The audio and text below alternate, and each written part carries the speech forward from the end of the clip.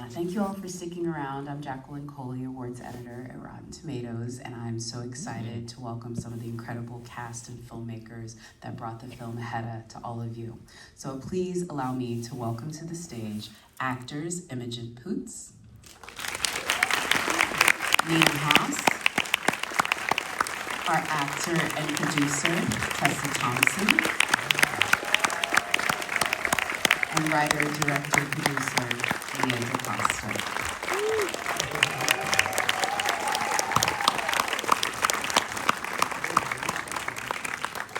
Ladies, I'm so excited everyone went on that sapphic adventure, and here you all are to talk about it.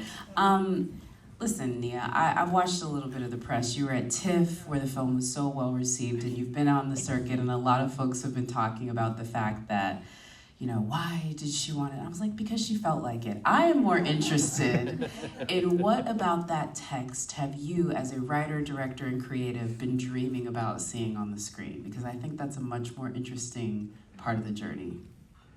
Oh, that's great.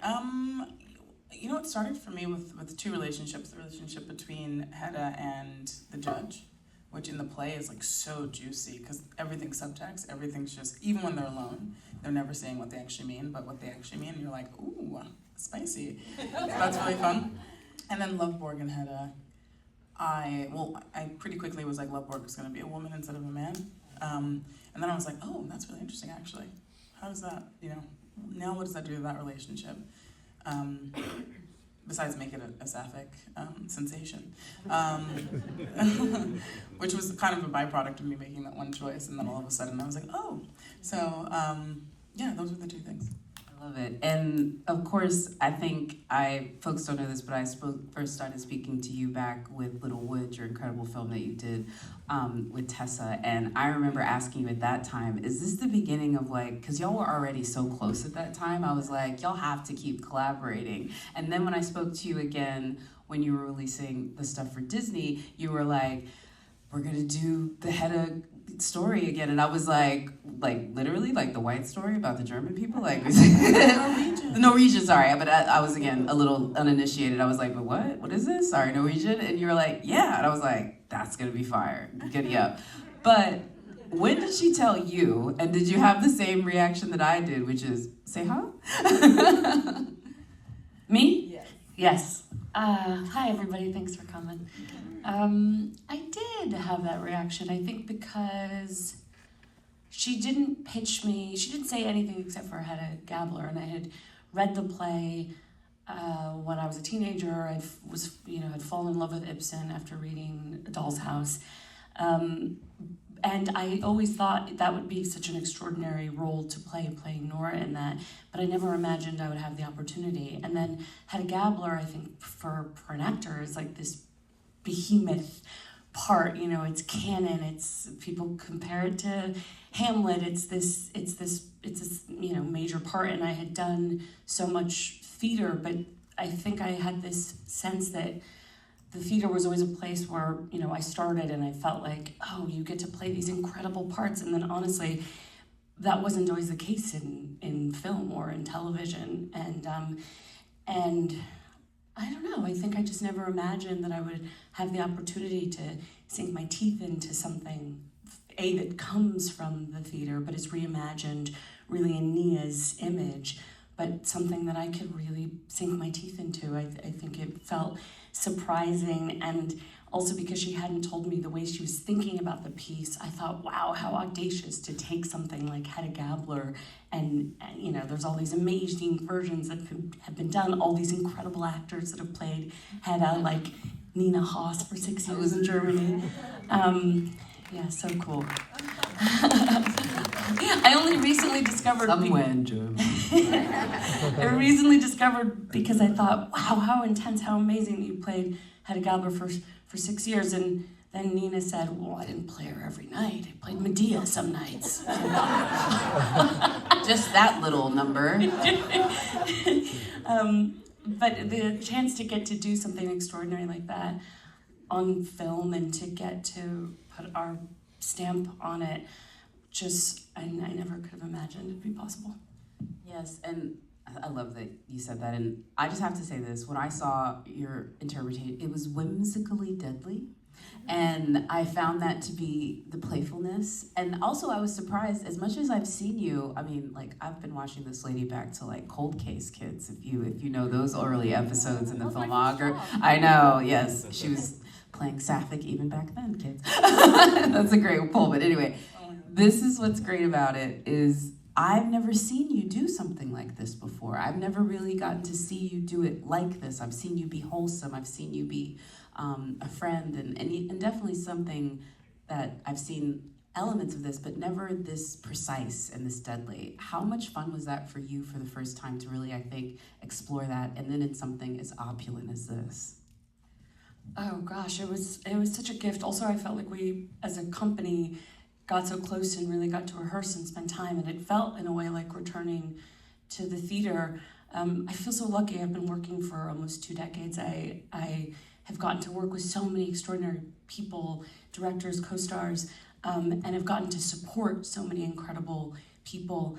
And it's still a really rarefied opportunity to get to play a title character and to get to play, sorry, I'm emotional, I don't know what's happening. I'm like, is it this is a big, sorry, effing deal, and it should be something to be emotional about. It's the rain, I'm like, what is stormy in my eyes suddenly? This is it's a once in a lifetime opportunity to get to make something like this. I feel what I love so much about being an actor is I feel like it's constantly expanding my own humanity, my sense of self, who, not just what I think I'm capable of, but what we are all capable of as humans. And to your point about playing parts that have been wholesome, or, this woman really required me to investigate self in a way that I haven't had the opportunity necessarily, and to play inside of that kind of shadow space, all the things that we're capable of, and also to get to, really unpack a certain particular kind of rage, which we don't always get to engage with, which I think we experience as humans, but I think there's a particular kind of rage inside of a female body. And also as a woman of color, there's a particular kind of rage that I think Nia was really excavating when she wrote this, and it was just a gift to get to play in that space. And yes, it was fun. Fun feels too, I don't know that fun's the word. It was electrifying and Liberating. Yeah, that too. I dig it. Nina Hoffman, listen. First of all, the minute you walked in, through every aspect, even the call at the end, I was like, this is an adventure, and she is like the like spark to the powder keg. Powder keg, spark, and that's basically what we saw. Water. Yeah, and water, yes, that went down at the end. Also check out her incredible movie with Kristen Stewart, Chronology of Water. It's also incredible. It's all coming together. Yeah. Nina, if I can bring you back though, I want to say that's a dance between the two of you. It's set up that way in the play, but making this two women, I mean, I hate to say it, it makes it smarter. She becomes more volatile, and you both, become, I don't know, yeah.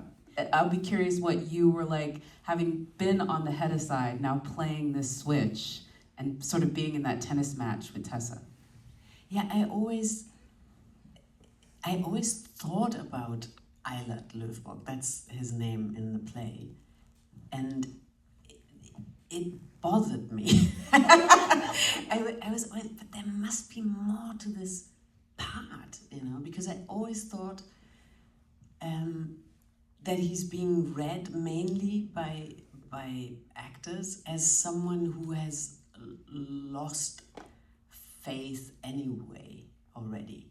And his only joy in life, maybe, or why he's still around, is because he gets her attention, and whenever Hedda gives him the attention, he prospers. Yeah, he kind of, and to me, I always thought that's not enough. He needs to be a real option for Hedda. And when I read the script, like he needs to make it difficult for her. You must think she might really love him, you know.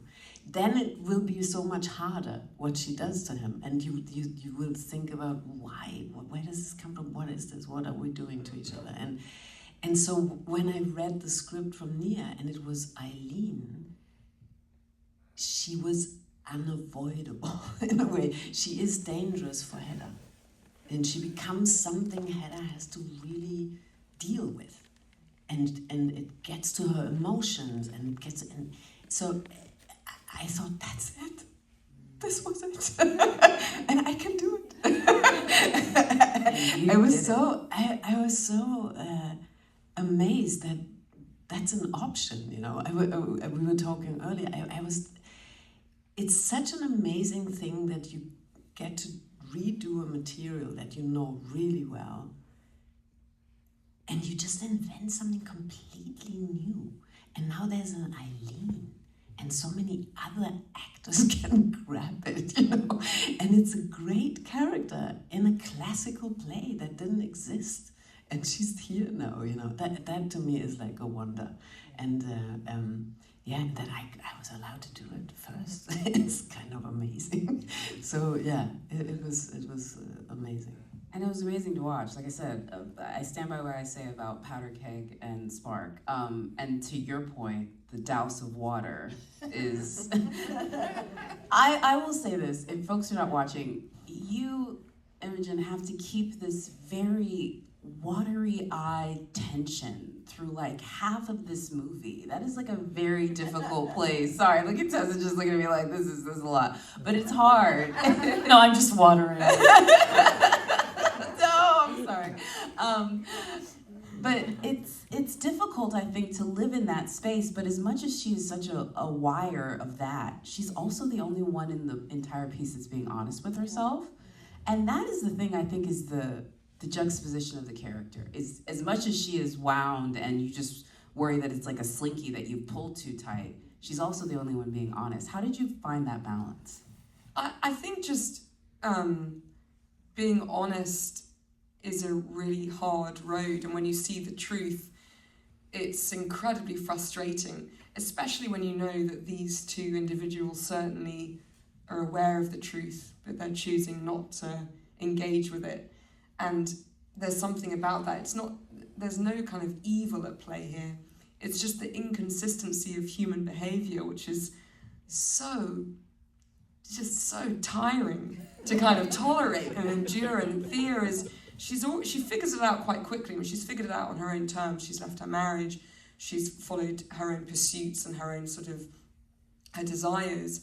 But then to be confronted with these two individuals, who aren't kind of willing to go there yet, it's sort of the frustration of, I don't want to even accord her with like, she's so advanced, but it's just that kind of, it's a betrayal in a lot of ways. And she's worn down, but there's something strange about this character the more I think about it and the more that we all talk about it together, where the engine of her is set, and there is a fearlessness and there's a steeliness, but at the same time there is just a real, there's a sort of enervating that's happening all the time. She seems to be kind of weakened by it at the same time. I mean, also, and I don't say this as a mean thing, she has an only parasitic way of expression. She cannot do it on her own. It has to be attached to another person, even if she's trying to do these exceptional things. So I think that's like part of what you're talking about, because like she was quick to grab on what's his name? I'm sorry, I forgot your husband's name now. Yeah, so I was like, she was quick to grab on that man. I was like, quick. I want to talk about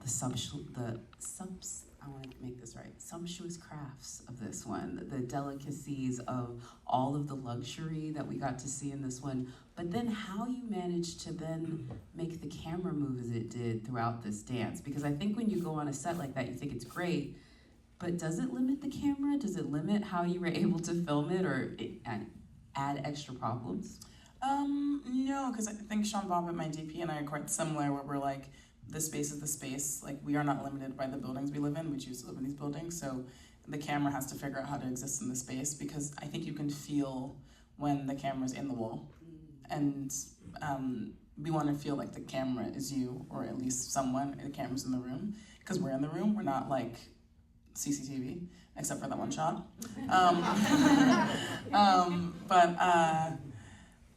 So Simon Wood is the first answer to that. He's our Trinity / Steadicam operator, occasional beat camera operator, and he's brilliant. And it started with Sean and I talking about, okay, well, how do we want this to look? How do we want this to feel? It's a 50s period piece, sort of murder mystery trappings, beautiful gowns, great gowns, but we wanted to. There are beautiful. But we also wanted to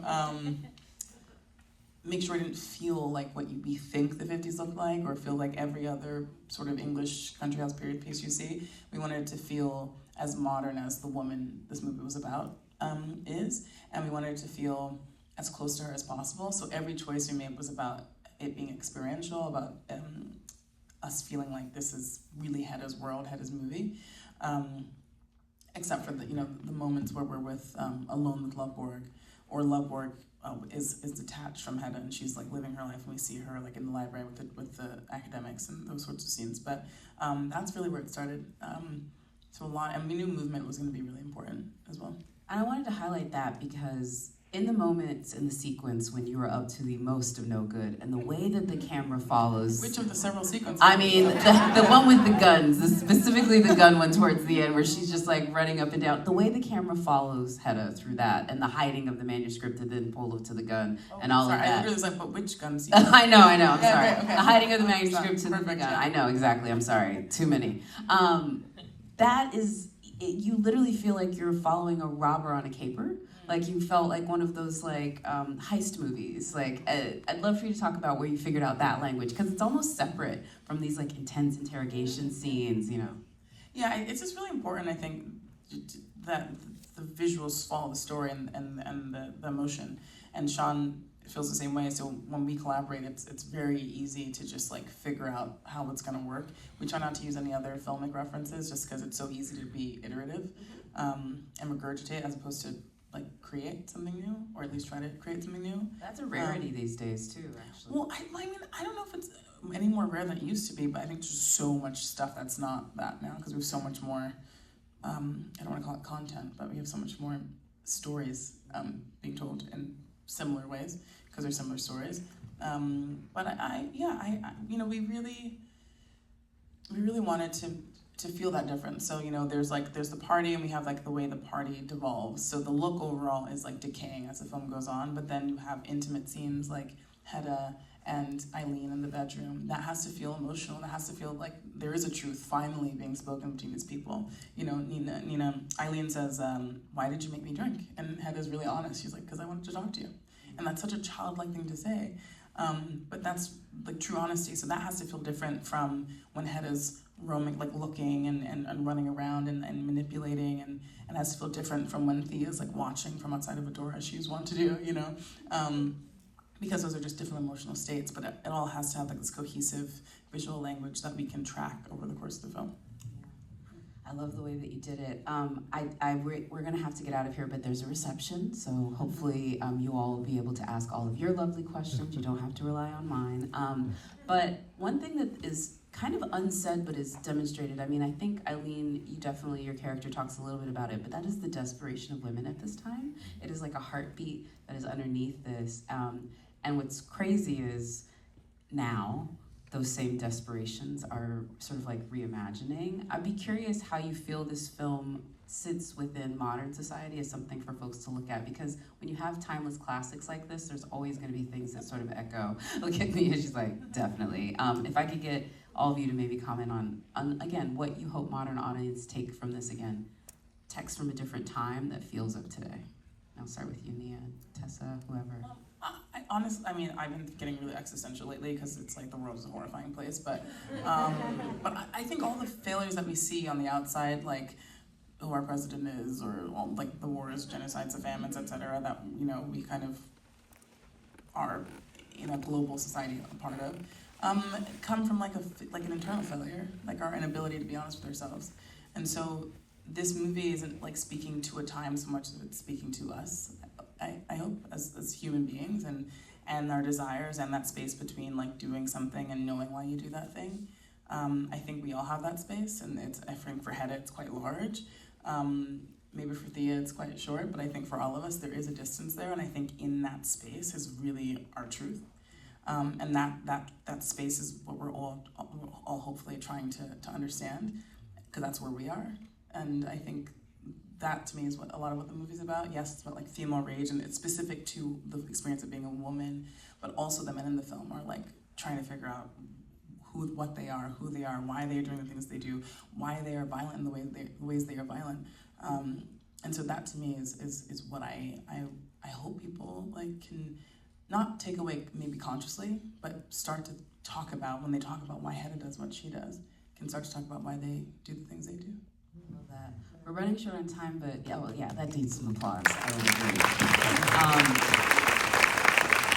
We're running short on time, but you can tell them all your answers at the reception. But Tessa, is there anything you want to add before we get out of here? I wanted to give you an opportunity to talk about what you hope audiences get. It's really hard to follow Nia. I think she said it pretty brilliantly. You know, in the original piece, spoiler alert, Hedda Gabler shoots herself in the head. And in this, I know it was something that you wrestled with slightly in the beginning, how to end this film. And obviously, and it's open to interpretation. In fact, people have been pitching us sequels, so if you have any of those ideas at the reception, please meet me there and let me know. But Nia wrote one of the most beautiful pieces of stage direction that I've ever been able to perform. At the end, it's something like Hedda caught between dark finality and dark possibility can do nothing but break out into a wild, wicked, and wanting smile. And I remember reading that, right? And I remember reading that for the first time and being like, wow, how am I gonna do that? You know, and just being so struck by the poetry of it. But I think something that has really stayed with me is two things, which is obviously this woman does a lot of things over the course of the night that are pretty reprehensible. And I think Nia allowing her at least maybe the possibility of life after as a way of being like, and she's still legitimate, which I think is something that isn't all the time afforded, especially protagonists that are women and that are maybe not the most savory women. And then secondly, I just feel like as a human, it's this idea that we just have the chance to try again, you know? That it's gonna be imperfect, but we just get to try. And I think that's something that just stays with me, particularly in the times that we're in. We just have to get up and try again. That's very well said. All right, I want to thank you all for watching. I want to thank all of you ladies for this incredible thing for being here, and remind you all you can vote for them, so please do.